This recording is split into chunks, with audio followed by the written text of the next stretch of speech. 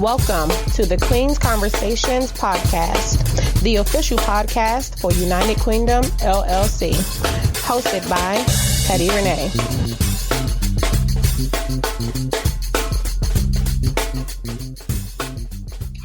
All right, so today I wanted to introduce you guys to my guest, Jacqueline Smith. I just wanted to thank you for joining me today on the Queen Conversations podcast and give you some time or a chance to introduce yourself and your company and your podcast to the audience.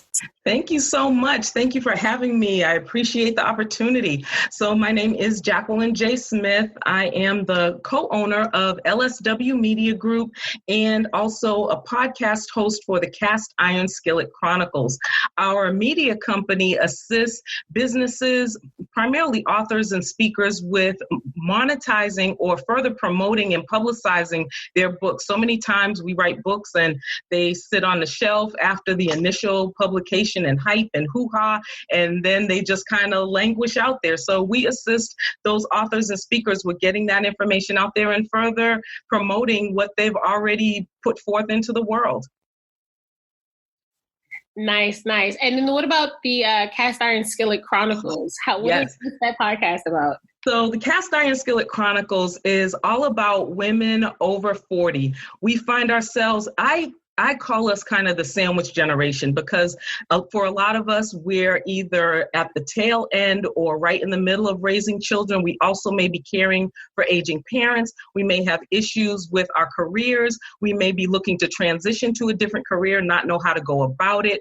We may be empty nesters. We may be, we may have children going off to college. We're just dealing with so many different areas and so many different things that are kind of on us. Cast Iron Skillet Chronicles was designed and developed to inspire and inform those of us of a certain age with some of those life transitions and life issues that we're dealing with and going through, and hopefully provide some inspiration and to let women know that it's never too late until it's too late. And by that, I mean, until you make that transition to be with the Lord, you can go out there and do whatever it is He put on your heart for your purpose and your passion. I absolutely love that. That is essentially the same reason that United Queendom and the Queen Conversations podcast was created, but more for that 25 to 35 demographic. So you guys can go from Queen Conversations and getting your support straight into Cast Iron Skillet Chronicles and continue the support. Like the journey never ends. And I love that. So how did you get started in your media group? So, you know what? The Lord works in mysterious ways and works on His timing. So my background is in human resources. So I've been a human resources professional for over 20 years. And in my community and taking different classes and things, had always heard, well, you should write a book. You should write a book. There's so many experiences and so much knowledge that, you have that can be shared with the world. You need to write a book. So, okay, I was kind of toying with the need to write a book thing and was on a webinar, and at the end of the webinar had the conversation about, do you want to move forward with us in this particular endeavor? So when I heard that they wanted $15,000 in order to write this book, I said, well, you know what? If I'm going to give anybody $15,000, it's going to be North Carolina State so I can get this child out of school. So that did not happen. However, not about maybe a month and a half or 2 months after that, another individual from our community was also having a write, publish, and promote your book by Black Friday course, and significantly less than $15,000, praise God. So again, that book writing bug, if you will, or thing was in my spirit. So I went ahead and wrote the book, published it, publicized it, and got started with the actual not only being an author, but being a publisher. So everything really just kind of came together from there. Once I published the book, had individuals ask, well, how can I go about publishing my own book? So had other clients come about from there, and then had the opportunity to actually host a radio show starting the first of the year. So the title of the book is You Have the Power, Turn Your Knowledge into a Lucrative HR Consulting Practice. So the name of the radio show was You Have the Power. And again, similar concept, helping folks to recognize that you have the God-given power to do whatever it is he's put on your heart and put on your spirit to do. So we interviewed a number of different individuals from different areas in life and career in terms of how they recognized and found the power to move forward in what God had laid on their heart to do.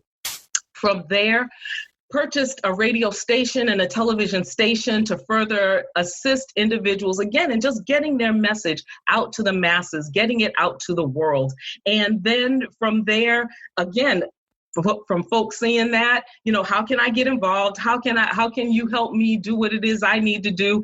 And so my husband is actually in radio sales. So we just put our collective forces together and came up with the media group. And hopefully we're looking to grow it, obviously, to, again, just assist people in getting their message out to the world, getting their message to the masses, further monetizing what it is they have to share. That is amazing. Congratulations. That's great. So how would someone go about getting in touch with you all if they have some, maybe a radio show, or if they have a need for your services and, they want to get their voice out there, but they don't quite know how or where to start? Absolutely. Shoot us an email. You can send us an email at info@lswmediagroup.com. Or you can also schedule a consultation. You can go to lswnetwork.com/publishing. That's for all publishing. So podcasting publishing, radio show publishing, book publishing, anthology publishing, all things publishing. Nice. And we will definitely be in touch. All right. So you say you have a daughter who recently graduated from North Carolina State, right? Yes. Congratulations. So you have how many children? So I have 2 biological and 2 bonus children. Actually, kind of interesting story. My husband and I actually met in nursery school. So when we were about 5 years old, grew up, went our separate ways. He actually saw my mother in the post office, and when she was here in the area, and so they exchanged numbers. So we got back in touch with each other, and so here we are. So I have 2 biological and 2 bonus children, and the bonus children live with their mom. And the biological children are actually now out on their own as well. So we're just kind of moving along with life. Nice. So I know we were emailing back and forth. You said that at one point, both of your children had left the house and came back home, and now they're out again. So that's like a major transition. So what was it like finally emptying the nest and then having them come back, and then how are you feeling when it was time for them to leave again? And then, how does it feel now? What was that like? I'm not there yet, but I want to kind of get some insight. My son just turned 10 yesterday and my daughter turned 5. So I'm we have a little bit of time. However. No, you don't. I'm sorry. You don't. The time has absolutely flown. I cannot believe they're as old as they are. I cannot believe they're starting their own lives. It's literally, the time is just, I don't know where it went. That's how I feel about him being 10. Literally, yesterday I was 10. I was a whole decade? That's bananas to me. I'll be 35 this year. That's crazy that he's a whole I'm still wrapping my mind around the fact that I have children, period. Let alone, I'm okay, now one has a decade of life behind them. Craziness. But yeah, so tell me about the transition from emptying the nest, refilling it, and emptying it again. So again, another interesting story. So the son is the youngest. He's the youngest out of all of them, but he was so on his head. When he got 18, he was an adult and he was going to move out, and he was just an adult, and he wanted to get on with whatever it was he was doing. And he didn't want, any rules and anyone telling him what to do, etc. So, okay. Now tried to give him the parental wisdom of stay home for a while, save your money, because where we live in the Northeast, it's I'm not going to say it's impossible, but it's very challenging to be able to get an apartment on your own with the way rental prices are here and with what you're making. And at the time, he was working 2 jobs. But at any rate, no, I found these people. They're great people. They're wonderful. And I'm going to move out and I'm going to get an apartment. Okay, fine. Then he asked me, so can you co-sign for the apartment? I was like, oh, hold up, buddy. I don't think so. You're an adult. Remember, you want to be on your own. Number one, yes, I know you and I love you, but I have no idea who these people are. And I am not getting stuck with paying rent for somebody getting stuck with an apartment because they decided to flake out and not do what is they're supposed to do. Okay, so bottom line, with the first time, guess what happened? Folks flaked out, didn't do what they were supposed to do. He ended up leaving there, coming back home. So then he's home for a little while, and we're going to try it again. I was like, okay, remember what happened the last time? So bottom line, similar situation happened again. So this last time, actually, even though we didn't have children actively in the house, it wasn't a completely empty nest because the daughter was still in school, but she was coming home for summer breaks. Mm-hmm. So we still knew that we were going to have children in the house at some point. So it wasn't completely empty. So this last time what happened was he had an issue with the landlords and roommates at the other apartment. So he asked if he could come home for a couple of weeks. He asked if he could come home. And I said, of course, but recognizing that your sister is also going to be home because she's graduating. So it's going to be tight. So yes, it was extremely tight and extremely challenging for those few weeks. So between May and the middle of May and the middle of June, we had a full house again. Folks, everywhere, boxes, because she had moved her stuff, some of her stuff back. He had moved his stuff back. And so, there was stuff all over the place. So he did find somewhere else to live in the next state over, which is Rhode Island, which isn't bad, but he's able to afford it on his own and not have to worry about roommates and folks not doing what they're supposed to do. So that's a wonderful thing. So he's doing the adult thing, so he's on his own. And the baby girl, she was home for a couple of weeks before she started work. She's actually moved to North Carolina and will be starting work there. And I'm actually going to assist her in moving into her apartment shortly. So that is a little bittersweet. So now the nest is officially empty. So I don't feel as emotional with her moving into her apartment as I did when I dropped her off for her first year of college. I was a mess. I was like, I'm not going to get to see her every day. And, is she going to be okay? And, and so it was okay. But that was the most emotional that I got. I guess I've kind of gotten used to it now because she has been in school. So this will just be an extension of her living on her own and not being home on a regular basis. So I think I'll be able to handle it a little bit better.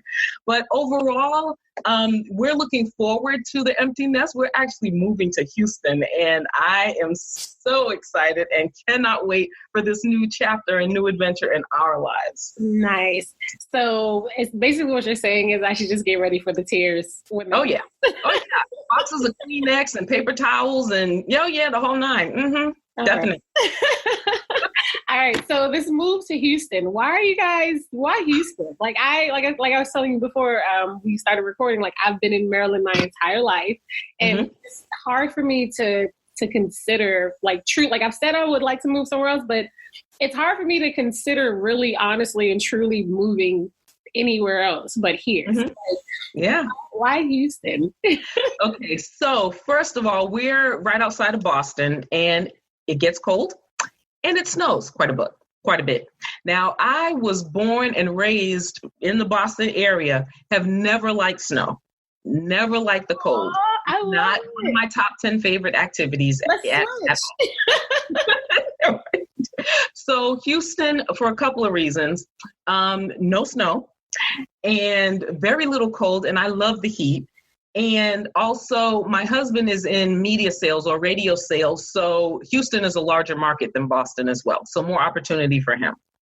So that's the primary reason. And again, to experience something different, to find out, what another part of the country looks like, feels like, is, cultural-wise and all of that good stuff, meeting new people.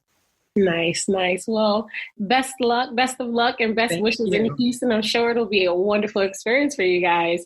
I am the opposite. I don't like the heat unless it is on a beach with some blue water that I can go cool off in. Oh, Other than that, I'm not a heat person at all. So this Maryland and DC hot heat wave, I don't know what's going on. The ozone layer is just gone at this point. It's hot. But yeah, so give me snow any day. so So in regards to the Cast Iron Skillet Chronicles, how did you get started with that, and how long have you guys been on the air? Like, just give me some background on that. Tell us about it. that is it's only been going on for a couple of months now, and I absolutely love it. Again, I was on the radio, did a radio show for about 6 months. So from January through June, did the radio show. I found radio challenging just a bit, just in terms of where we are now in our transition to, making the move to Houston, getting the children out of school, getting them out of college, moving, things of that nature.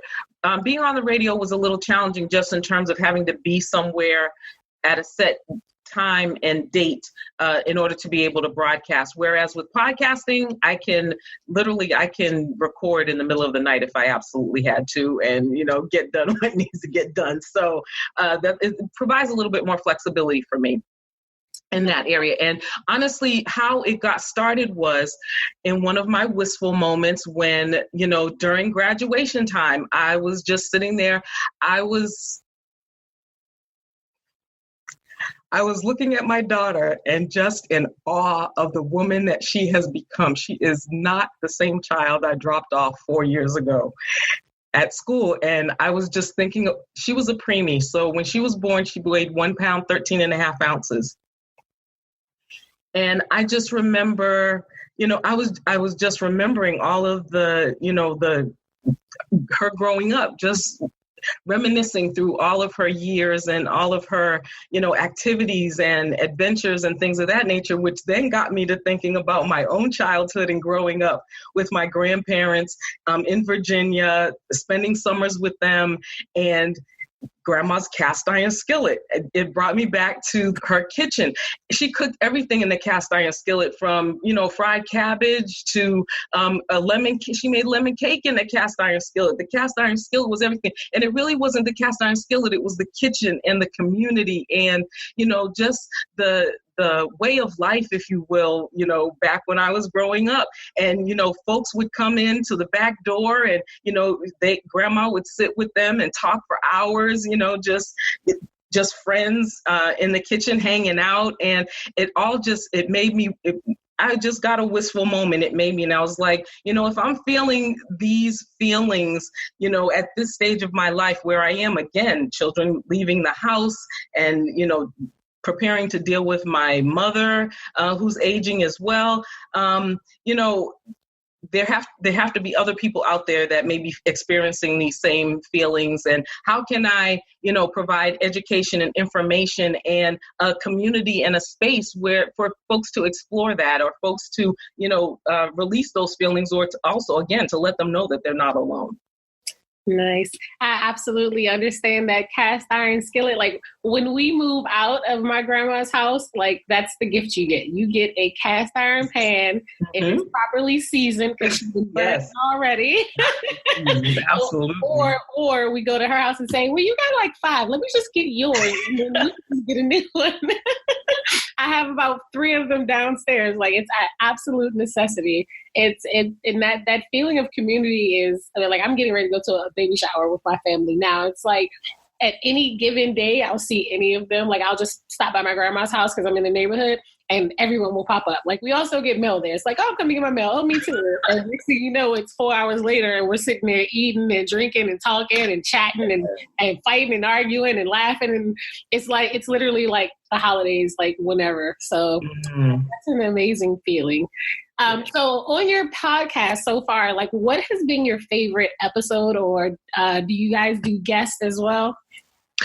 Do some guests and do some, just one of the description of the show, if you will, in addition to the other things previously mentioned, is, it's not hard being a 50 grown woman, dealing with all of these things. So, please provide any suggestions or, update support. If you have questions, if you have, anything that you'd like to see us explore, discuss on the show, please let us know, what those things are. But literally, the past several episodes really have been just about my life and the fact that I'm up to my eyeballs in boxes.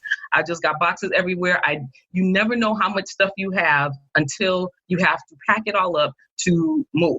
And I'm still packing. I've been packing. Okay, so daughter left the first week in the day after the 4th of July to start her orientation for her program. I started packing the day she left. I'm still packing. I can't believe I'm still pulling things out of closets and cupboards and cabinets. Oh my goodness. That's hilarious. We just moved into this house in November and I still have boxes. So I'm in no rush to unpack everything. If I haven't used it by now, I'm really considering throwing it out. It's like, if I haven't used it since November, do I really need it? Right. Probably not. So where do you see LSW Media Group and your podcast in like 5 years from now? Oh, LSW Media Group, I see growing into not only a media company that assists individuals in the areas previously explored, but growing into retreats and workshops and seminars and things of that nature. I would love to see a retreat of, just us women being able to get away, just being able to get away for a couple of days. Doesn't have to be, for a long extended period of time, but just a few days so you can, relax, kick your shoes off, get around some sister friends, have some girl talk, chill out, not have to cook, clean, or do any of that stuff for at least a couple of days before you go back to, your reality. So my heart really lies in retreats. So yes, ultimately we are growing into a retreat services conglomerate as well. Nice. I need that. I am a super advocate for taking a break and completely unplugging. I do it on Sundays. However, I'm kind of getting to the point where I'm like, all right, what's in my bank account? What's on my calendar? Can I go to a different state? Can I find me some blue water soon? Because I haven't had a vacation this year. And by now I would have gone on at least 3 by now. And I'm just like, I'm getting the itch. I'm like, oh, where can I go? Oh, so that is amazing. Retreats are absolutely necessary, especially as you get older and get used to being responsible for so many different things, and so many different people. It's like, it's very, I'm noticing the older you get, it's harder for you to take the time for yourself, especially if you haven't been practicing that over the years. Exactly. Yes. So that's one thing that I'm trying to teach my kids. So we travel when we can, but to teach them, sometimes your brother doesn't want you in his room, Billy. You just need to give him his space. His door is closed. He needs a moment. She's like, well, I'm going to close my door. And you can do that. It's not a bad thing. If someone knocks and you don't want to speak to them, let them know you need a moment. It's okay. And they're getting it, but she doesn't like it. She's like, I want to play with my brother. My brother doesn't want to play with me. I'm mad, and I don't know what to do. And I'm like, okay, you deal with it, and life goes on. And then as soon as she plays with them, they're arguing. I'm like, oh, okay. Yeah, exactly. And that doesn't go away either. Oh, I know. My aunt and uncle, they're in their mid-40s, and they still do it all the time. And my grandma's still yelling at them like, y'all don't stop arguing fighting in my living room. It's like, he started. I'm just like, oh, okay. I don't expect that to ever go away. Ever. So on your journey with your writing your book and your podcast and your media group, what was something that you thought was going to be very, very difficult in one or all of those tasks that really turned out to be a lot easier than you thought it would be?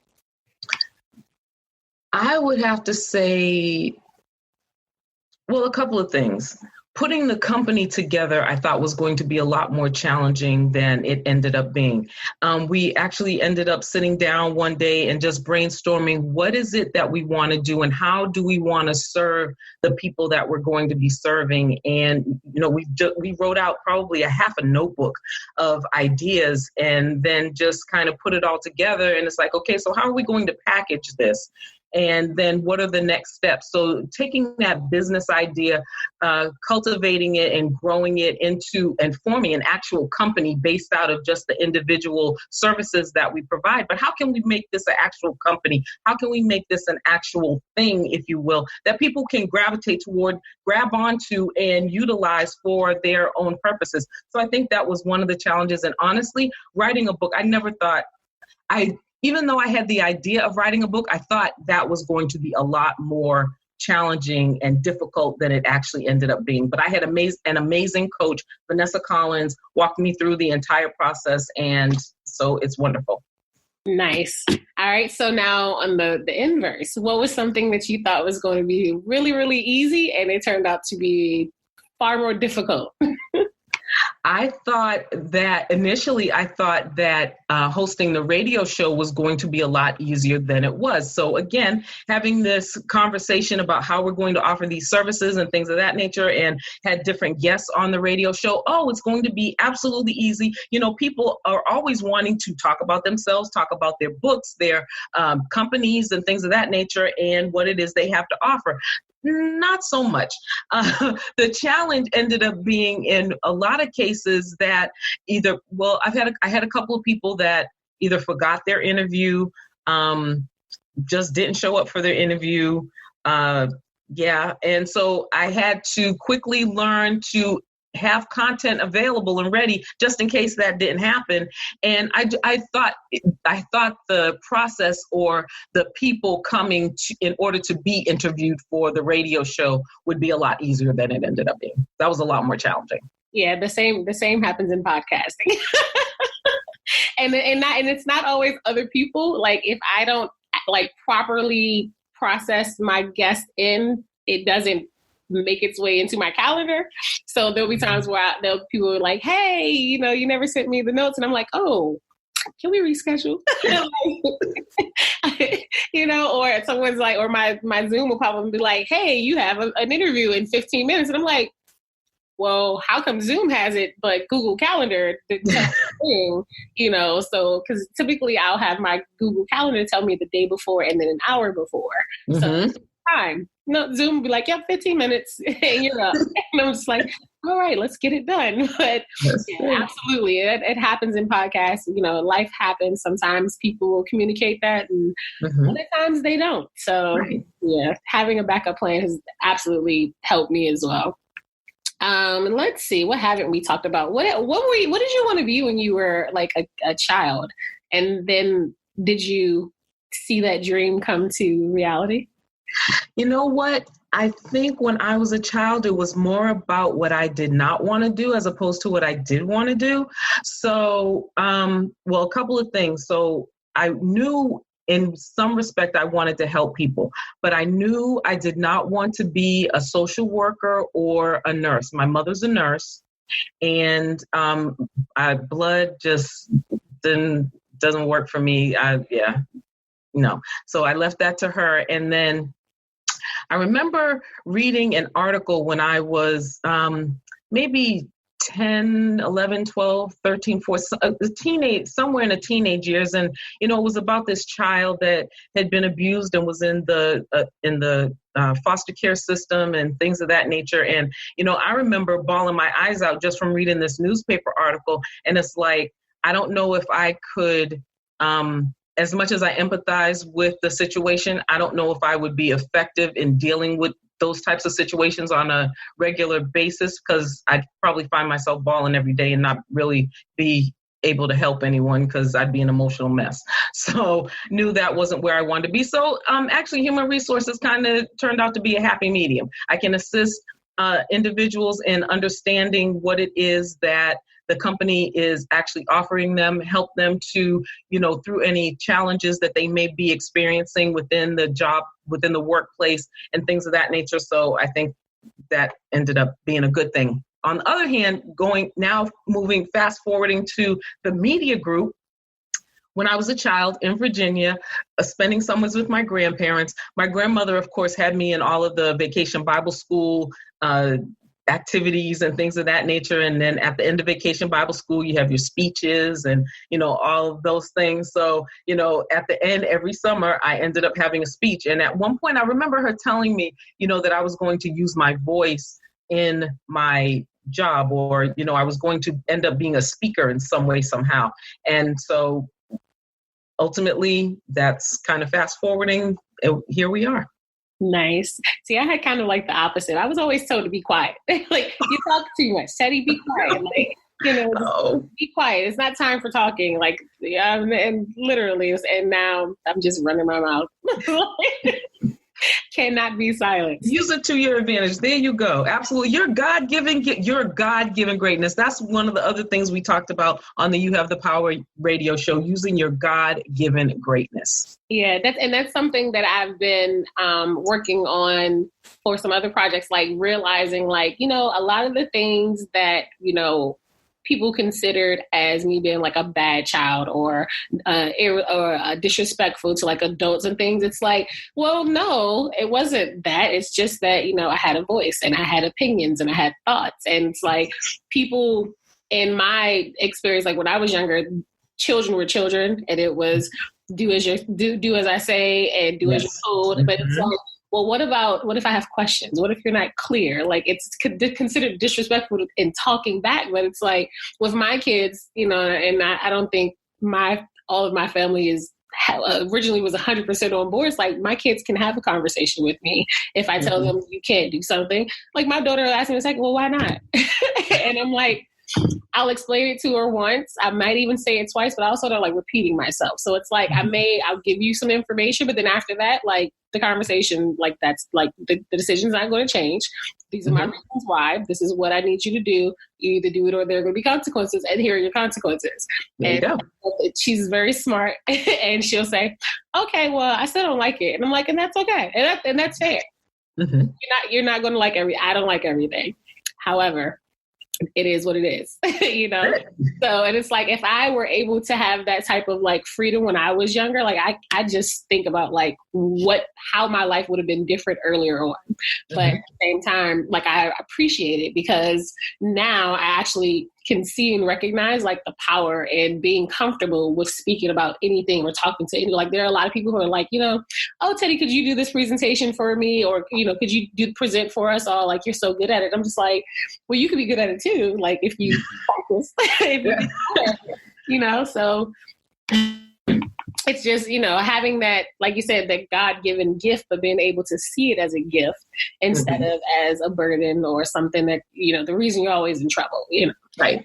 So, and United Kingdom also speaks into that for people as well, like same with your endeavors to help people pull out those gifts and to see those things so that they can pursue the lives that they were meant to live. Mm-hmm. I started United Kingdom after my mom passed away. Mm-hmm. And realized that a lot of people don't always have access to the resources that they need, or they don't see the resources, especially when it comes to like making difficult decisions. So like I noticed like in our emails and things, you said that your dad passed away. Mm-hmm. And you had to make some very difficult decisions when it came to that process. Yes. If you don't mind sharing like how that transition was and how you dealt with it and how your community of support helped you through that. Oh, absolutely. Thank you. So it was quite challenging. So he passed away in January of 2015. And actually a few months prior to that, in October of 2014, I actually had both my knees replaced. So it was, first of all, his passing, because that was only a couple of months after that, his passing was completely unexpected. I had just spoken with him a couple of days before on New Year's. He passed away on January 3rd. And he had a heart attack. And so he was living in Virginia. I was living up here in Massachusetts. So I thank God for my mother. My father actually divorced when I was like a year and a half old, but my mother moved to Virginia in her retirement years, and they had become, they were good friends and, talked all the time and, spent time with each other and had dinners and things of that nature. But, she really literally just stepped in and dealt with everything that needed to be taken care of at the hospital and, with the funeral home and, things of that nature. And he wanted to be cremated. So we had him cremated, but she really took the bulk of taking care of those items and getting everything done in that area. So when we went down for the funeral, again, he had been cremated, and so his church family also stepped in. I can't thank them enough for everyone just stepping in and just embracing and helping us through that time. And it was very challenging. But one of the things that I had to deal with immediately after his passing was deciding or making the decision to have his organs donated. And it was challenging. It was really, I honestly didn't know how to, I prayed about that for a long time. They needed a decision relatively quickly, but it was something that I wrestled with and something that I struggled with, and ultimately made the decision to donate some of his organs. And some of the people that received some of those organs I had received letters from, and, someone got his corneas and, expressed gratitude in being able to see their grandchildren for the first time after, not being able to see for so long. And just, the letters from the recipients, gratified me and, helped me realize that it was the right decision to make. And, it's something that he ultimately would have wanted as well. So, that it was a challenging time. It was a stressful time. But he also wanted to be buried at sea. So I had to make arrangements with the Navy to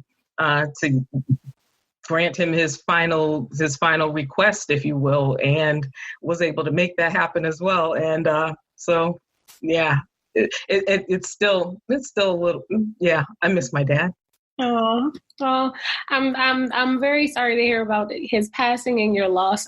And I 100% completely understand. My mom passed away in 2015 as well.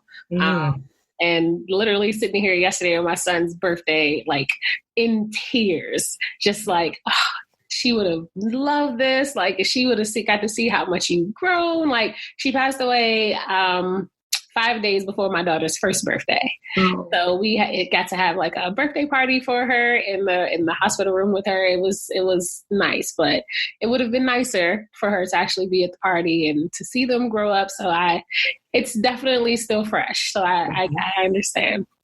All right, changing gears. Moving on. So you also, like I often say, like I've lived many lives. So like I've had a lot of different transitions. Like when I tell people different parts of my life story, they're like, really? Like what?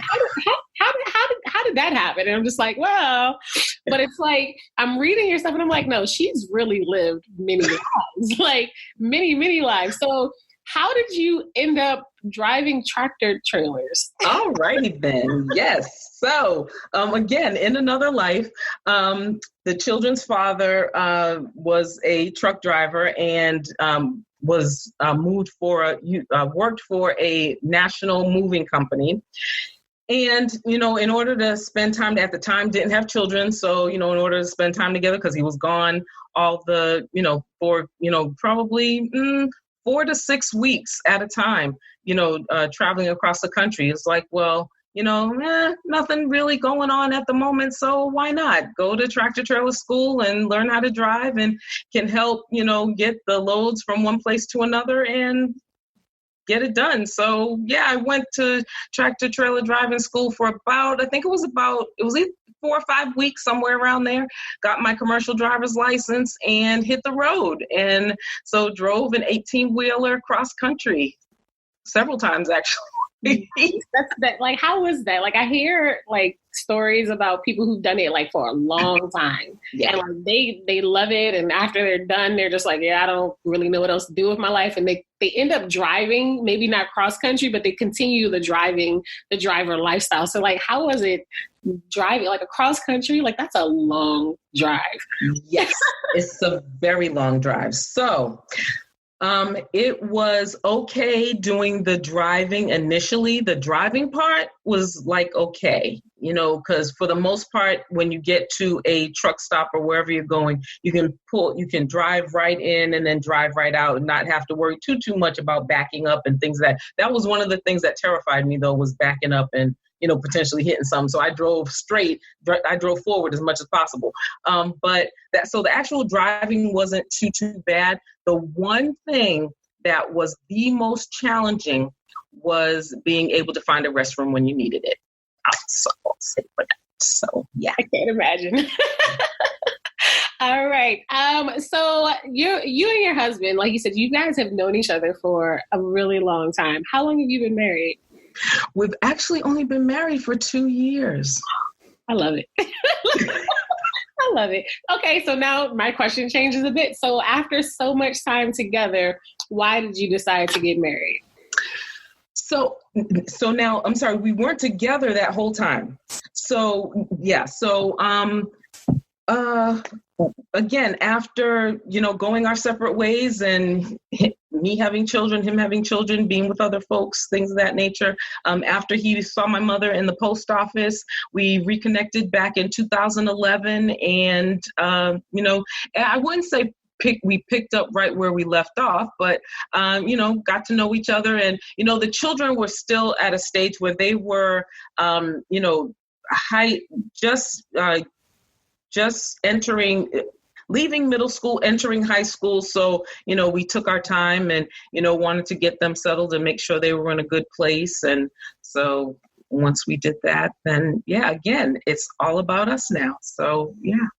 So, and I'm asking because like I'm single, I'm dating-ish. But I'm a lot of like, especially on like social media, you'll see like people are my generation is very, I guess, like cutthroat when it comes to like relationships. It's like they have what I think are some ridiculous expectations and expect things to be super easy or to be able to do a lot of the things that they're doing now and get the outcome when they're completely unaligned. So what advice, if any, would you give someone, a young lady who is looking or pursuing a relationship or dating when it comes to thinking about, getting serious with someone and potentially marrying them?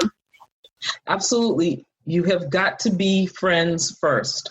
If without that friendship, without that basis, without communication, being able to talk to each other about anything and everything. I mean, literally, from what you buy at the grocery store to how you spend money to, what your financial goals are for the future and what your child rearing capacity or what your child rearing philosophies are even.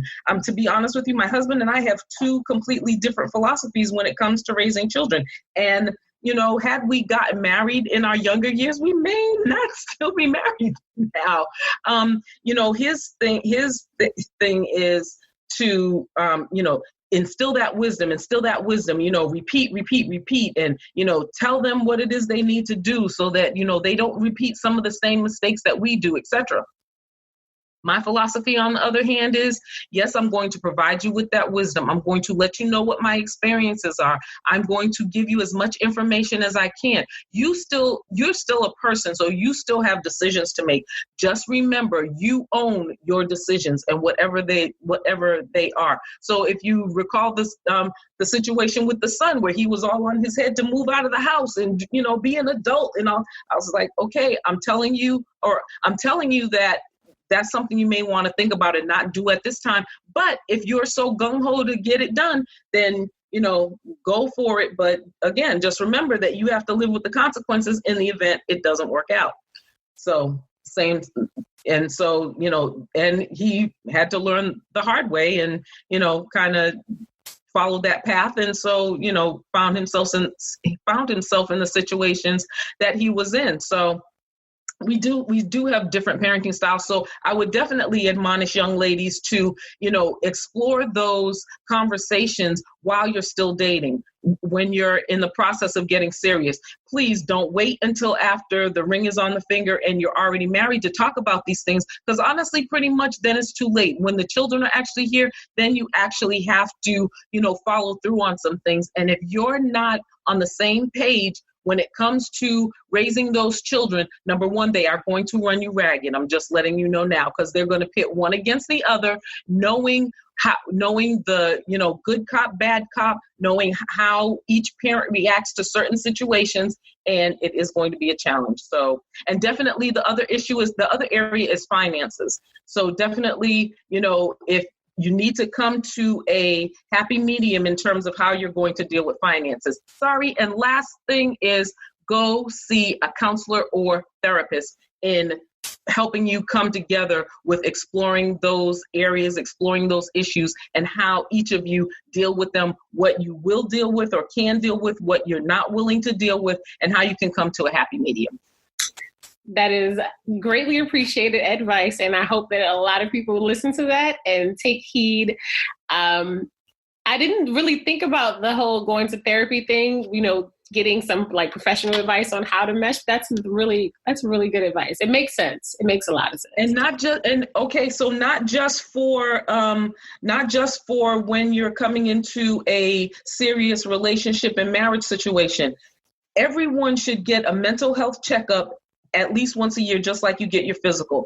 To where are you? Things may be going well as far as you can tell in your life, but just get a checkup, a tune-up, make sure everything is everything, and you have the proper tools in your toolbox to move forward with in the event you find yourself in an adverse situation. So several years ago, the children's father actually passed away, and I found myself sitting on my bed, ordering flowers for his funeral and absolutely sitting there bawling my eyes out. And I'm like, what in the world? We hadn't been together for years. Why am I in this place?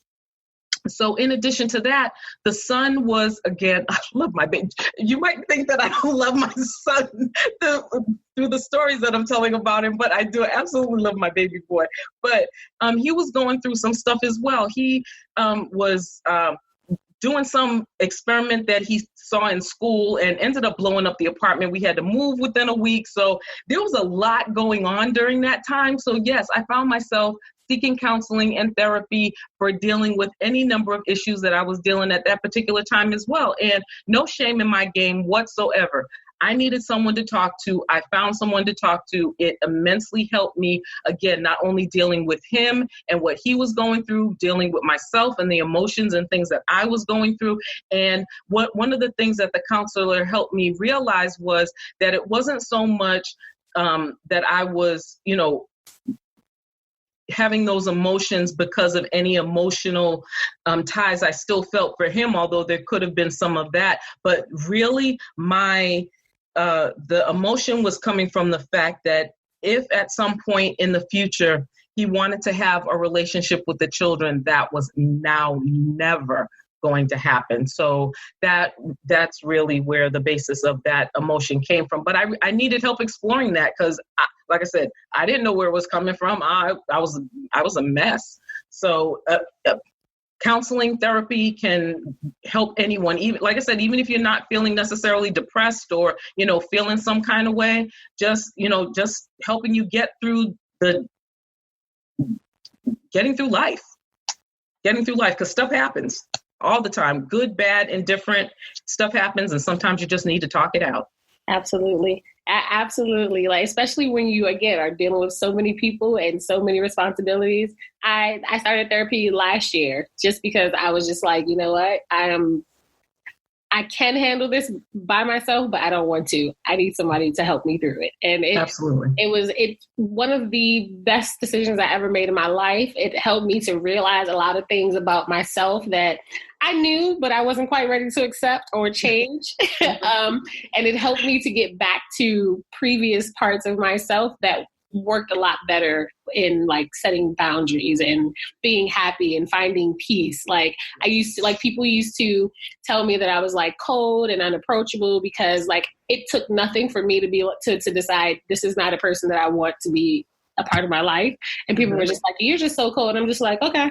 Like, back then, over the years, it kind of wore me down. I'm like, maybe I should give people another chance and another chance and another chance. And no, that was a mistake.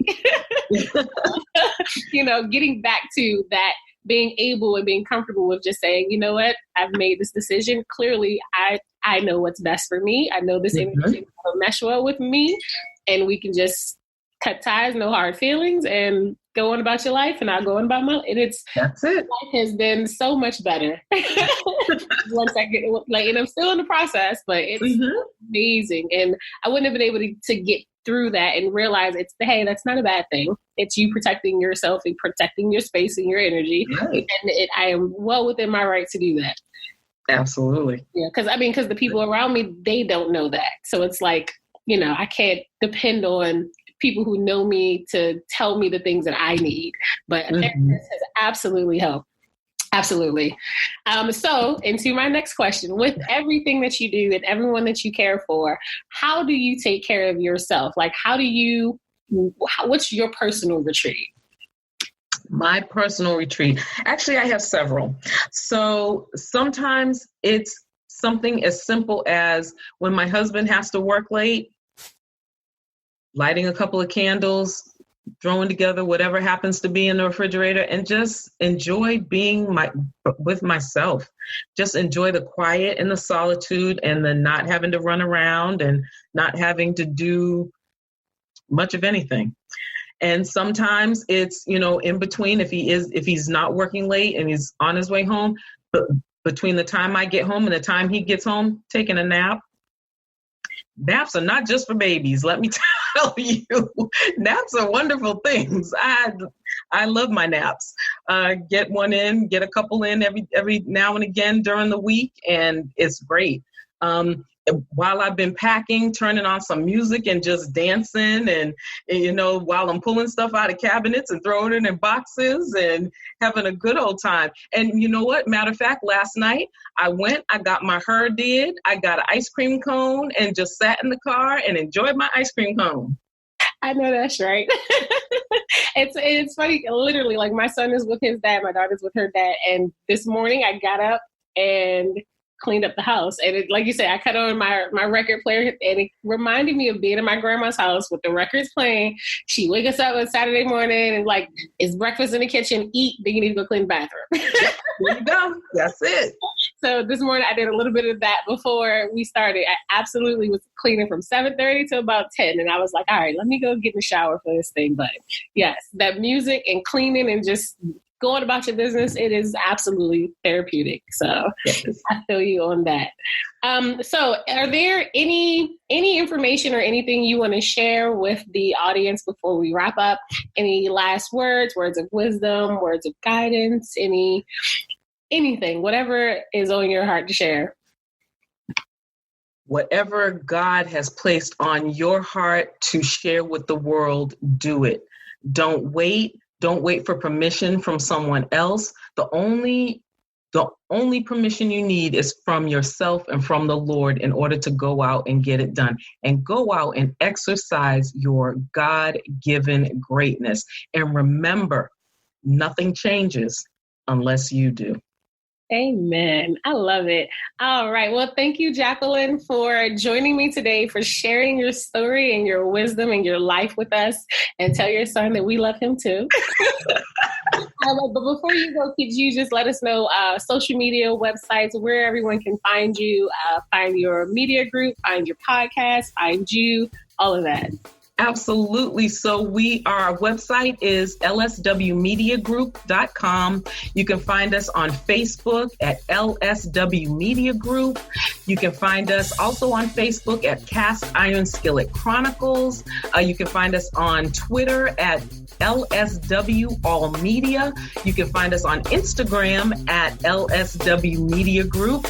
And you can find us by email at info@lswmediagroup.com. book.com. And again, if you are looking for a strategy session, want to have a conversation about getting your works published, getting that book finished, getting that book published, you can find us at lswnetwork.com/publishing. Yes. Thank you, Jacqueline. Thank you. Appreciate the opportunity.